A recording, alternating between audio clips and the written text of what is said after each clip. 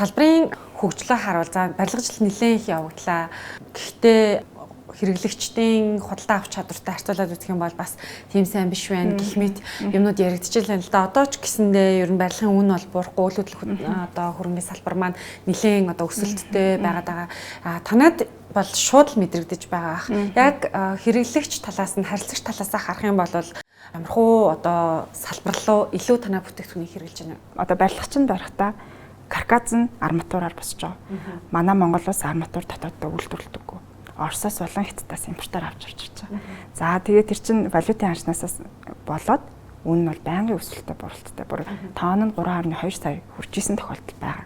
Нөгөө талдаа бетон байгаа тий. Бетон ч одоо 40% эзэлнэ гэж ботход бетон дотор нь цементийн эзэлж байгаа хувь маш бага байхгүй.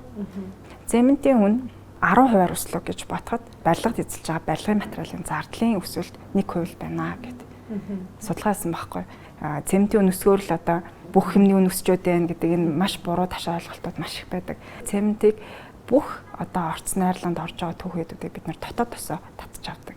Түүхий дотроос нэг ч одоо түүхийдийг бид нар импортоос авдаггүй. За манайх чинь маш хурдан шин юм санаачлаа тэрэн дээр хурдан тасан зохицдог учраас өөдрөг байх гэж хичээж байгаа. Яа салбарт нь байгаа сэтгүүл зүйн салбараа бас харахад ч гэсэндээ хөгжиж байгаа орны асуудлуудаа даван туулаад явж байгаа юм шиг л харагдаж байна. Бидний хувьд ч гэсэн яагаад ингэж үйлдвэрлэл хэрэглээ те одоо маш олон сорилт бэрхшээлийг ингээд даван туулаад ингээд явж байгаагийн зорилго юу юм бэ гэхээр Монгол хүн их орондоо бид нэр сайхан амьдарч чадна шүү дээ л гэдгийг л ерөөсө харуулах зорилготой.